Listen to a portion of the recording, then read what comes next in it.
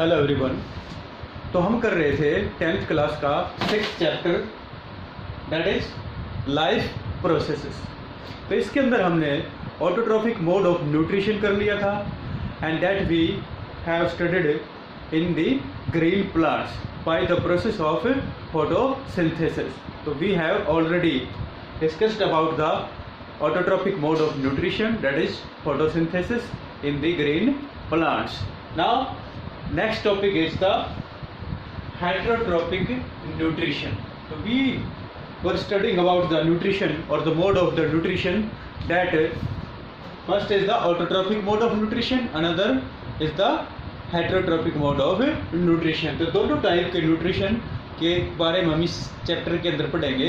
जो autotrophic mode of nutrition है वो हमने कल कर लिया था, किसके अंदर? ग्रीन प्लांट्स के अंदर, by the process of photosynthesis.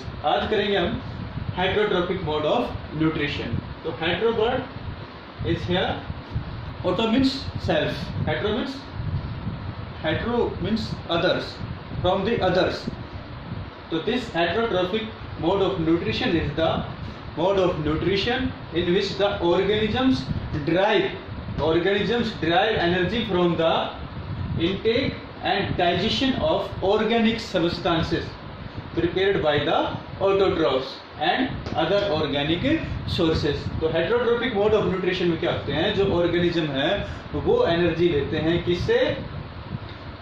Food material को शरीर के अंदर लेके उसको डाइजेस्ट करने के बाद, that is food material that they intake और digest prepared by the autotrophs. तो जो ऑटोट्रॉफ्स फूड सिंथेसाइज करते हैं, ऑर्गेनिक सब्सटेंस को सिंथेसाइज करते हैं, उस ऑर्गेनिक सब्सटेंस को ये हेटेरोट्रॉफिक मोड ऑफ न्यूट्रिशन वाले ऑर्गेनिजम्स उसको इनटेक करते हैं और उसको डाइजेस्ट करते हैं, जिससे उन्हें एनर्जी मिलती है। तो that is the heterotrophic mode of nutrition. तो heterotrophic mode of nutrition is the mode of nutrition in which the organisms drive energy to intake और digest the organic substances prepared by autotrophs और other organic sources. तो बाकी sources हैं जो autotroph organic substance को जो prepare करते हैं उससे ये एनर्जी लेते हैं। तो this mode of nutrition is the heterotrophic mode of nutrition. तो हम studying the heterotrophic mode of nutrition, the very important topic, that is the nutrition in amoeba. तो nutrition in amoeba asked many times in your examinations or the board classes. So here, so you always hear about this amoeba in your previous class also. So amoeba is the aquatic animal and this is the microorganisms also. It cannot be seen by our naked eyes. So this is safe and it continuously changes its shape. When it remain in water, its surface, it is unicellular organism and its shape continuously changes. ये अपनी shape क्या होता है? लगातार बदलता रहता है। तो अमीबा के अंदर कौन सा मोड है न्यूट्रिशन का? हेटेरोट्रॉफिक मोड ऑफ न्यूट्रिशन है। तो it has the holozoic mode of the heterotrophic mode of nutrition. Holozoic means in holozoic nutrition organism intake and digest the food material. So that case of holozoic nutrition, organism intake whole the food material inside their cell or body and then digest with the help of enzymes, और enzymes की help से क्या करता है? उसको digest करता है। That mode of nutrition is known as holozoic mode of nutrition. तो amoeba also shows the holozoic mode of nutrition. तो देखिए अमीबा में किस तरह से न्यूट्रिशन होगा। तो it including the three main stages. The first stage is the when amoeba reaches to any food particle, is it safe? The nucleus, it's single-celled organism. When any food particle approaches the amoeba, so here extension of its surface takes place. So it's from the pseudopodia and these extensions are known as pseudopodia. So that the surfaces of the amoeba, it cover the food material and food particle. It fuse over the food particle by the temporary extensions that are known as pseudopodia, and the covering the food material and let's form the food vacuole. तो amoeba क्या करता है, जब भी food particle के पास आता है तो इसके जो सरफेस है वो एक्सटेंशन होके फूड पार्टिकल को पूरा का पूरा कवर कर लेता है, और जो एक्सटेंशन जो पार्ट होंगे इसके that are known as pseudopodia. तो इनको क्या बोलते हैं हम, pseudopodia बोलते हैं. These are pseudopodia. ये pseudopodia है. तो pseudopodia बनाएगा, फूड मटेरियल को क्या कर लेता है, ये कवर कर लेता है, उसको फ्यूज कर लेता है. And then these pseudopodia at the outer side they meet and fuses and forming the food vacuole. तो they form food vacuole form कर लेते हैं. तो here first step including the formation of food vacuole by the extensions of the surface of amoeba cell that are known as pseudopodia. These are the temporary extensions of the surface of amoeba. So these are known as the pseudopodia. इसको याद रखना, this word is the pseudopodia.